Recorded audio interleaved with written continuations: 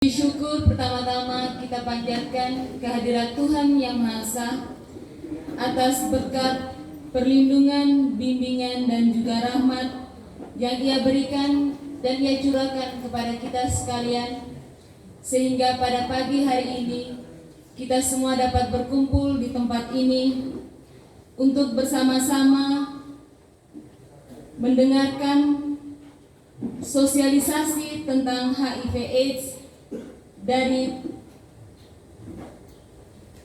tim Komisi Penanggulangan AIDS dan tim dari Puskesmas Onekore. Untuk itu, marilah kita mendengarkan sapaan singkat dari Bapak Kepala Lembaga Pemasyarakatan kelas 2 BND, sekaligus membuka dengan resmi kegiatan kita pada pagi hari ini. Kepada Bapak, waktu dan tempat kami persilahkan.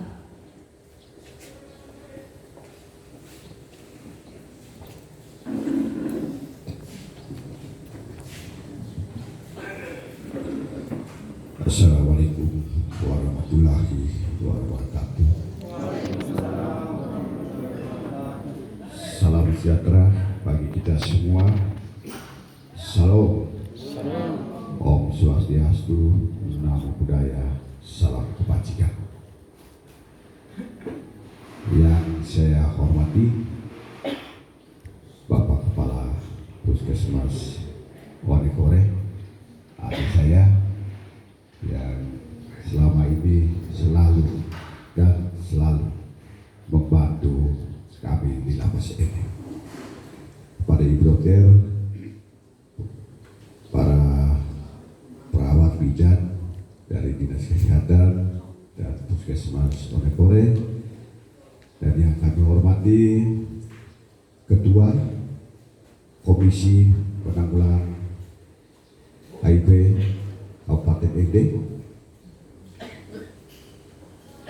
dan yang saya cintai dan saya banggakan seluruh pegawai lapas ND, dan saya punya keluarga binaan. Puji syukur kehadirat Tuhan Yang Maha Kuasa atas berkat dan rahmat-Nya, sehingga pada pagi hari ini kita dapat berkumpul di tempat ini seraya kita mendengarkan sosialisasi tentang penanggulangan, pencegahan penyakit HIV. Sebuah momentum yang sangat kita harapkan, karena ini adalah bagian dari edukasi bagi kehidupan kita, agar kita selalu menjaga dan menjaga agar kita dijauhi dari semua penyakit apapun, termasuk yang saat ini COVID-19. Dan pencerahan pada pagi hari ini akan membawa kita kepada pola kehidupan yang baru. Ketika kita mengetahui bahwa ada hal yang harus kita hindari, pasti kita hindari, karena kita sudah mengetahui. Waktu itu saya berterima kasih kepada Komisi Penanggulangan HIV Kabupaten ND yang telah mempercayai kami di lapas ND menyiapkan tempat untuk terselenggaranya kegiatan ini. Kenapa? Kami membutuhkan itu. Saudara-saudara kami, termasuk kami, sangat membutuhkan pengetahuan dan pencerahan apa sih HIV itu, dan mungkin menjadi bekal kepada saudara-saudara kami warga binaan pulang dari sini bisa memberikan pencerahan kepada minimal keluarganya masing-masing. Waktu itu saya tidak berpanjang kata. Pada kesempatan ini kami memberikan waktu yang panjang kepada Komisi Penanggulangan HIV dari Dinas Kesehatan, dari Puskesmas, untuk lebih banyak menggunakan waktu ini untuk kita saling membagi hal-hal yang berkaitan dengan HIV. Dengan memohon berkat Tuhan Yang Maha Kuasa, saya membuka acara sosialisasi penyelenggaraan penanggulangan HIV di Kabupaten Ende yang bertempat di Lapas Ende.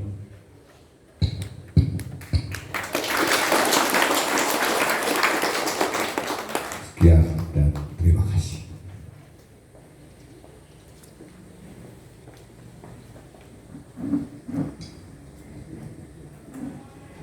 Terima kasih Bapak Kepala Lembaga Pemasyarakatan Mulas 2 BND yang telah membuka dengan resmi kegiatan kita pada pagi hari ini.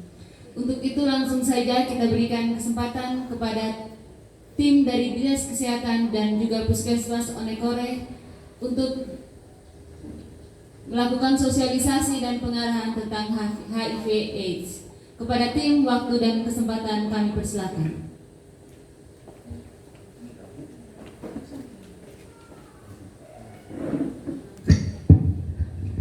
Terima kasih. Yang saya hormati Bapak Kalapas Kelas 2 DND beserta seluruh perangkatnya. Yang saya hormati rekan-rekan dari Puskesmas Onekore. Yang saya hormati pula warga binaan yang hadir hari ini. Hari ini tepatnya tanggal 1 Desember itu hari AIDS sedunia kalau tidak salah. Itu. Jadi kita memperingati hari AIDS karena apa? Karena selama ini kita mungkin sudah AIDS kita agak kendor sedikit karena COVID naik. Jadi kita lebih fokus ke COVID. Tetapi sebenarnya AIDS ini sudah dari tahun 83 ada ditemukan itu dari tahun 1983. Dan data terakhir dari sampai dengan Juni tahun 2020 ini kalau yang kita dapat dari komisi itu ada 308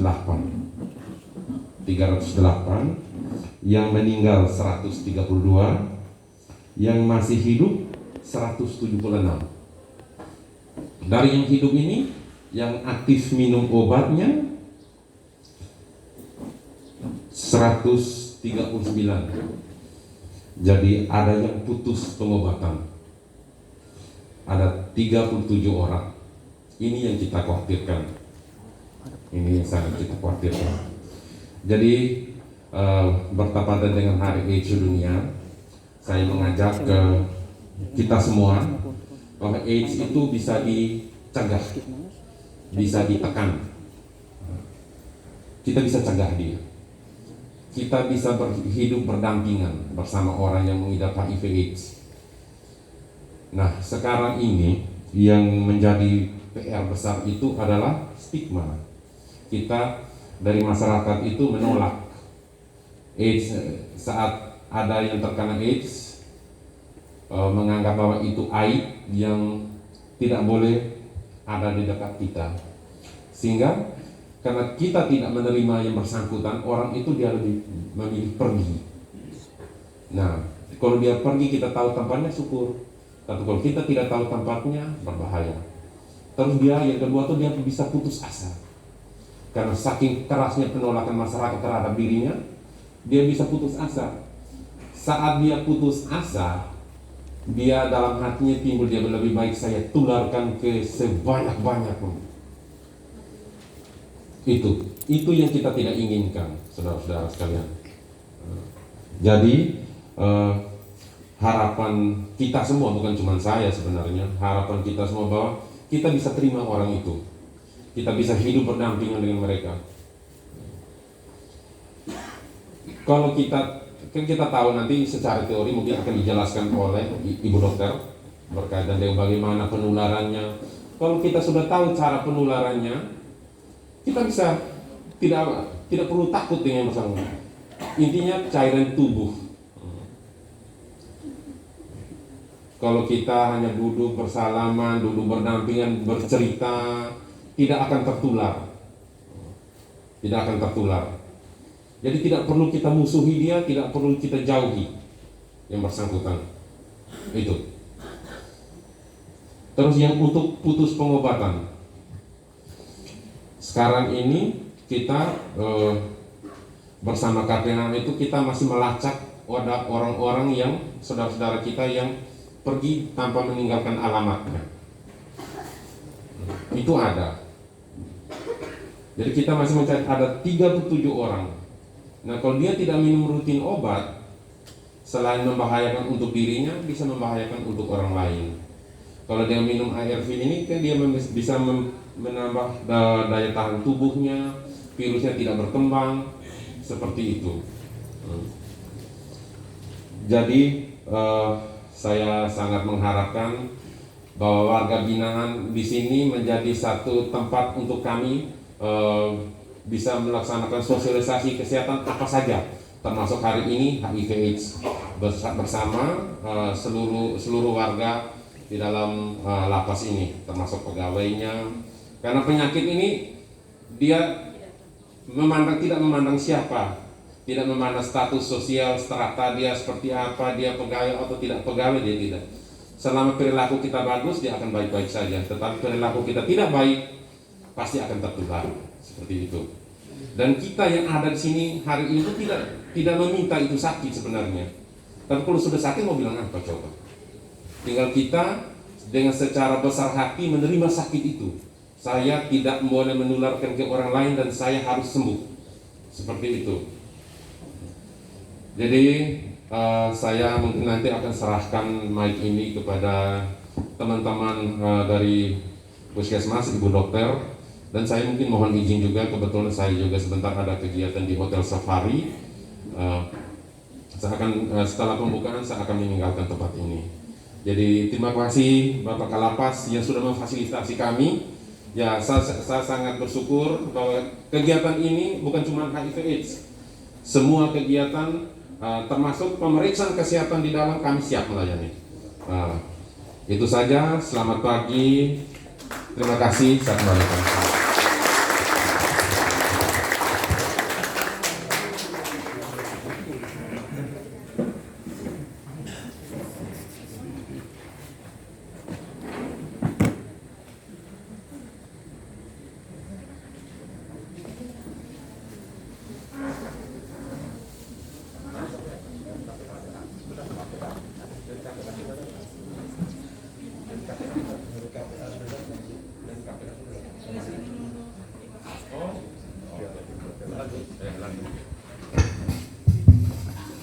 Baik, selamat pagi, salam sejahtera untuk kita semua. Yang saya hormati Bapak Kepala Lapas Kabupaten ND, Bapak Kepala Puskesmas Onekore, kemudian teman-teman dari Puskesmas Onekore, dan semua warga binaan di Lapas ND. Mungkin sudah sering dari Puskesmas Onekore, dari tim kami datang ke Lapas ND untuk melakukan penyuluhan ya. Jadi jangan pernah bosan, karena kami akan tetap memberikan penyuluhan untuk dapat Bapak Ibu ketahui tentang penyakit-penyakit sehingga dapat nantinya menjauhi penyakitnya, bukan orangnya. Ya. Jadi hari ini bertepatan dengan Hari AIDS sedunia. Kami dari Puskesmas Onekore mengadakan kegiatan, kemudian kami akan mengadakan penyuluhan lagi, ya. Jadi jangan bosan-bosan, kami datang ke Lapas ND. Oke, mohon izin Pak, saya.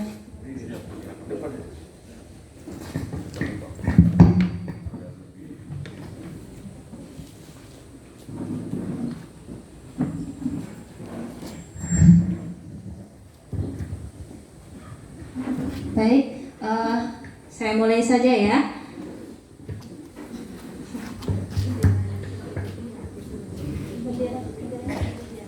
Di sana. Terhalang bendera ya? Iya.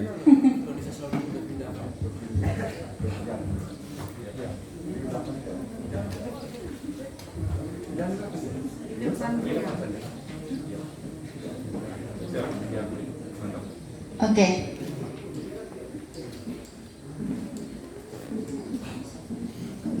Ya, jadi setiap penyuluhan, setiap sosialisasi itu pasti mempunyai tujuan. Setelah kami mengadakan sosialisasi, penyuluhan itu kami hari ini berharap jadi para warga binaan memahami hal-hal yang terkait dengan HIV dan AIDS. Kemudian kami akan menjelaskan pengertian tentang HIV dan AIDS. Mungkin ada sebagian yang sudah tahu, tetapi kami akan mengulang kembali. Kemudian cara penularan HIV, kemudian cara pencegahannya, ya. Nah, asal usulnya dari mana sih virus ini ketika sampai bisa sampai di Indonesia? Jadi HIV AIDS pertama kali ditemukan di benua Afrika pada tahun 1930, ya. Sekarang tahun berapa? 2020. Iya, 30 hari lagi 2021. Tetapi AIDS masih merupakan masalah kesehatan di seluruh dunia. Berarti belum selesai kan? Ya, belum selesai dari 1930. Nah, kalau dilihat melalui mikroskop ini virus tuh makhluk hidup yang sangat kecil. Bisa lihat enggak? Tidak bisa.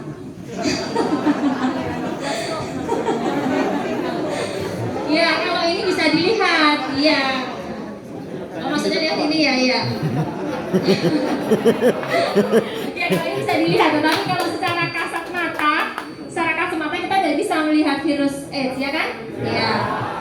Namanya kita tahu di antara kita ini ada yang kena virus AIDS kan tidak tahu kan? Nah, jadi kalau dilihat dari lewat mikroskop elektron, penampakannya seperti ini, ya. Nah, tanggal berapakah hari AIDS sedunia? 1 Desember. Betul, 1 Desember. Pintar sekali ya. Jadi ingat-ingat, setiap tanggal 1 Desember itu adalah hari AIDS sedunia. Nah, tema yang diambil dari kita kementerian yaitu solidaritas global adalah tanggung jawab bersama. Jadi seperti kita ketahui AIDS belum selesai. Kemudian tahun ini muncul penyakit COVID-19. Corona. Iya. Jadi penyakit corona ini juga pandemi ya, bukan di Indonesia saja tapi seluruh dunia mempengaruhi perekonomian juga. Jadi secara global juga terpengaruh semua, dan ini merupakan tanggung jawab kita semua. Nah, jadi Kementerian Kesehatan dan para mitra ingin mengajak seluruh lapisan masyarakat untuk meraih sukses mencapai 3-0 pada tahun 2030. Jadi kami dikasih target eliminasi HIV itu tahun 2030. Sekarang 2020, masih berapa tahun lagi? 10 tahun. 10 tahun lagi. Itu panjang apa pendek? Iya, kalau bagi Bapak Ibu sekalian itu panjang, tetapi kalau bagi kami itu sangat waktu yang sangat pendek sekali, 10 tahun itu. Apakah bisa? Ya kan? Yang istilahnya mengejar 37 orang saja ini belum dapat, ya kan? Nah, jadi virus itu masih menghantui. Nah, jadi waktu 10 tahun itu kita dikasih waktu untuk mencapai eliminasi AIDS itu tahun 2030 diharapkan angkanya menurun. Kemudian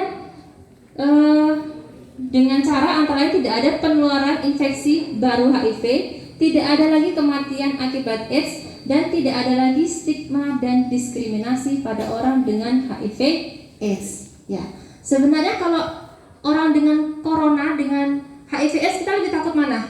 Kalau dari segi penularannya? Corona, betul. Corona saja kita dekat saja, yang satu bersin sudah bisa kena. Nah, kalau orang HIV bersin bisa kena enggak? Enggak. Tidak. Misal kita tinggal satu rumah dengan orang dengan HIV/AIDS, sama tinggal satu rumah dengan orang yang mengidap COVID-19, lebih mudah mana penularannya? Iya, lebih mudah corona. Jadi jangan lupa tetap pakai masker, jaga jarak dan cuci tangan. Ya, sebenarnya ini harusnya jaga jarak ya. Belakang dempet-dempetan. Iya, jadi upaya yang terus dilakukan pemerintah sejak tahun 2017 dengan strategi Fast Track 1990 yang meliputi percepatan pencapaian 90% untuk mengetahui status HIV melalui tes atau deteksi dini. Ya. Ada yang sudah pernah tes HIV? Belum ya? Ya.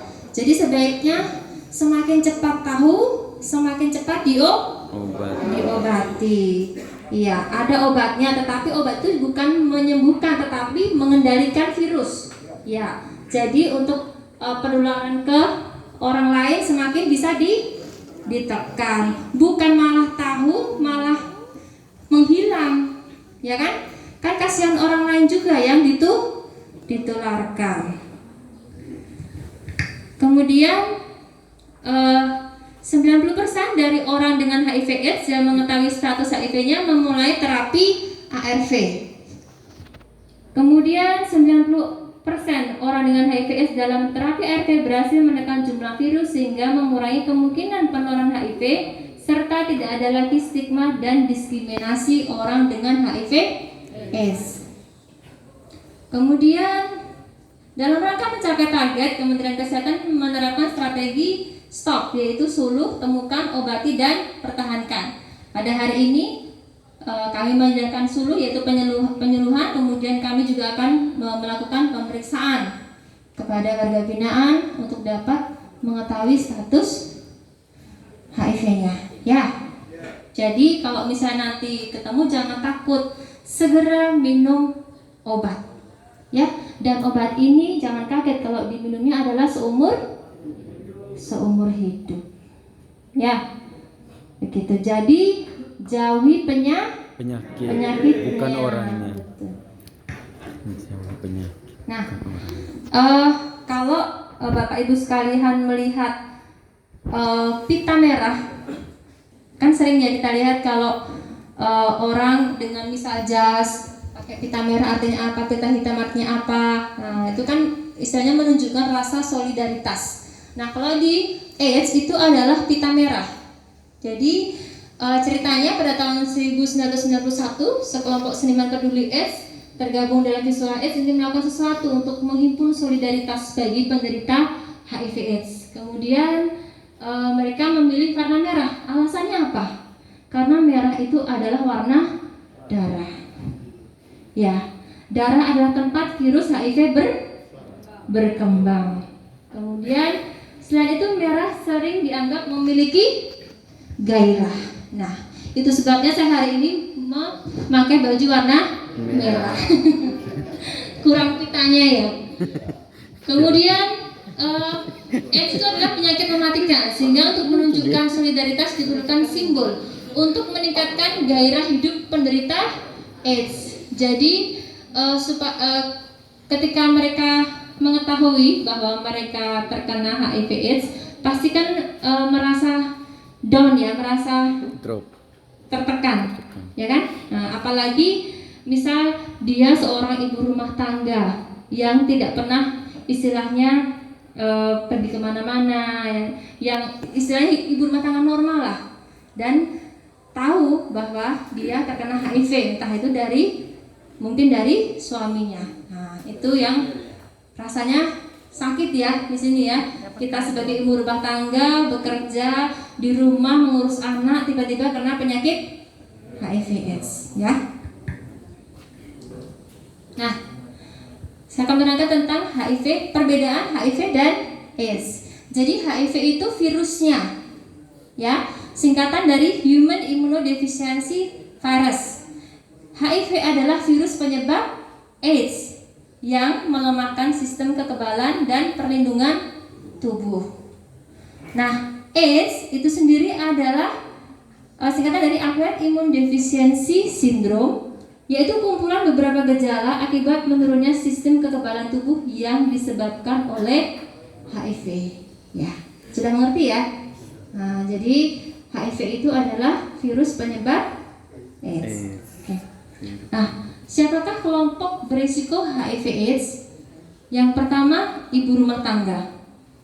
Yang kedua, wanita pekerja seks, homoseksual, balita juga, mungkin penularan dari ibunya ketika mengandung, ya kan? Kemudian pengguna jarum suntik. Iya. Nah, apa saja gejala dari HIV/AIDS ini? Demam tinggi berkepanjangan, kemudian penderita akan mengalami napas pendek, batuk, nyeri dada, demam, nafsu makan, mual muntah, diare yang kronis. Biasanya kalau kita diare itu berapa hari? Ya toh, 1 sampai 2-3 hari toh. Nah, ini kalau penderita HIV/AIDS itu diare bisa 1 bulan. Bayangkan kita diare bisa 1 bulan, ya kan? Lemes tidak? Lemes. Nah, kemudian penderita akan kehilangan berat badan tubuh hingga 10% di bawah normal, batuk berkepanjangan, infeksi jamur pada mulut dan kerongkongan. Karena ketika sudah terinfeksi lama-lama, kalau dia tidak minum obat, itu kan daya tahan tubuhnya menurun kan. Nah, kalau daya tahan tubuh menurun, berarti semua infeksi bisa, semua penyakit bisa masuk, ya kan? Batuk lama-lama bisa jadi TB paru, kemudian infeksi jamur, ya, bisa ke penderita HIV/AIDS kalau dia tidak segera minum obat. Kemudian pembengkakan kelenjar getah bening, sakit kepala, sulit konsentrasi, kemudian tensi darah rendah, refleks tendon yang kurang, serangan virus, ini virus semua masuk ya, infeksi jaringan kulit, kemudian kulit kering dan bercak-bercak. Nah, ini gejala-gejalanya ya. Ini virus herpes, ini jamur, nah ini timbul sariawan akibat jamur juga. Jadi semua penyakit bisa nempel. Nah, ini kalau sudah status AIDS seperti ini, berat badannya kurus kan? Kurus. Iya, berat badannya turun. Nah, ini bayi yang terinfeksi mungkin dari ibunya. Nah, mengapa kita perlu mengenal HIV/AIDS? Karena AIDS itu adalah penyakit berbahaya yang mematikan. Belum ada obat penyembuhnya dan vaksin penyegahnya. Obat ARV itu hanya menekan perkembangan virus, ya. Tetapi orang yang terkena harus langsung minum obat ARV untuk menekan virus dan menekan penularan ke orang lain, ya. Jadi AIDS itu dapat menyerang semua orang tanpa pandang bulu. Kami orang kesehatan bisa kena enggak? Bisa. Bisa. Kemudian masa inkubasinya itu lama, antara 5 sampai 10 tahun. Jadi misal, contoh saya sendiri ya, misal saya sekarang kena virus HIV. Nah, itu saya sampai muncul gejala, kalau saya nggak segera berobat, itu 10 tahun yang akan datang. Lama tidak? Lama. Orang tahu tidak kalau saya kena virus HIV? Tidak. Tidak tahu toh? Nah, itu kita istilahnya kalau orang belum menunjukkan gejala, ya kan? Nah, nanti lama-lama kalau tidak berobat, berat badan turun, kemudian diare yang lama, kemudian muncul jamur di lidah. Nah, barulah saya periksa, saya ini sakit apa sih, gitu, ya kan? Orang kalau muncul gejala baru periksa toh, iya, ya kan? Nah, muncul gejala batuk pilek baru periksa, ya kan? Nah, muncul gejala diare baru periksa. Orang kan tidak tahu statusnya sekarang apa, ya kan? Statusnya bapak ibu sekarang apakah terhindar dari virus HIV atau tidak, kan belum tahu toh. Nah, belum tahu. Tapi sekarang ada program triple eliminasi, jadi ibu-ibu hamil yang datang ke puskesmas itu harus wajib periksa HIV/AIDS. Harus HIV, kemudian hepatitis dan sifilis ya. Karena itu selain berpengaruh ke ibu, juga berpengaruh juga ke janin yang dikandungnya. Kemudian biasanya orang yang memiliki virus HIV tidak diketahui oleh dirinya sendiri maupun orang lain bahwa dirinya mengidap virus HIV karena dia tampak sehat dan merasa dirinya sehat. Nah, ini cara penularan virus HIV ya, melalui kontak seksual, kemudian dari ibu hamil ke bayi, kemudian dari suntikan, kemudian ini kami dari tenaga kesehatan paparan ya, kemudian transfusi darah. Nah, ini juga lewat berhubungan bebas. Nah, ini kasih contohnya binatang aja ya, jangan manusia ya. Kasih contohnya binatang aja. Iya, berhubungan bebas ya, berhubungan bebas. Jadi ketika kita sudah memutuskan untuk menikah, itu kan kita harus setia dengan satu pasangan ya, jangan banyak pasangan. Kemudian berhubungan bebas dengan beberapa pasangan, kita kan tidak tahu mereka itu sakit apa, ya kan? Kecuali kalau kita sebelum berhubungan kita tes dulu dia, ya kan? Nah, ini penggunaan jarum suntik secara bergantian. Ini terutama pada pengguna narkoba. Kita kan tidak tahu itu jarum suntik ganti-gantian, ya kan? Itu jarum suntik bekas orang HIV/AIDS atau tidak, kan kita tidak tahu, ya kan? Nah, lewat transfusi darah. Sebenarnya kalau sebelum transfusi kita kan harusnya diperiksa dulu ya. Ada penyakit-penyakit apa, nah itu kalau sudah diperiksa lengkap aman. Tapi kalau belum diperiksa lengkap, kita takutnya orang lain yang ada penyakit kemudian darahnya masuk ke kita. Nah, ini penularan dari ibu ke janin atau bayi melalui ASI. Ya, ini mungkin dari istri yang tertular HIV. Jadi kalau ibu hamil kemudian melahirkan, kita edukasi untuk diberikan susu formula saja kalau ibunya status HIV-nya positif ya, karena dari ASI bisa menularkan. Kemudian, apakah semua cairan tubuh bisa menularkan HIV/AIDS? Cairan tubuh yang tidak mengandung HIV pada penderita HIV positif itu air ludah, kemudian kotoran, air mata, air keringat, urin. Nah, ini HIV itu tidak menular melalui gigitan nyamuk, ya, tidak menular melalui gigitan nyamuk. Yang menular melalui gigitan nyamuk penyakit apa? Malaria, apalagi? Demam berdarah. Kemudian bersalaman atau bersentuhan, ini tidak menularkan. Jadi jangan takut untuk bersalaman dengan orang dengan HIV/AIDS. Kemudian pelukan dan ciuman. Menggunakan jamban bersama, tinggal serumah, menggunakan peralatan makan minum bersama, ya kan? Nah, ini perkembangan dari HIV menjadi AIDS.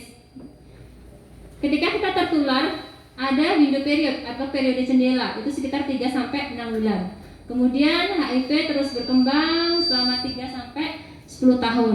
Kalau tidak ketahuan, tidak berobat, nah ini jaraknya kan lama ya, 10 tahun ya. Nah, ini kalau kita tidak tahu, kalau kita tidak rajin-rajin cek, kalau kita tidak rajin-rajin periksa. Nah, bagaimana pencegahannya? HIV itu bisa dicegah. A. Abstensi, artinya absen seks dan tidak melakukan hubungan seks bagi orang yang belum menikah.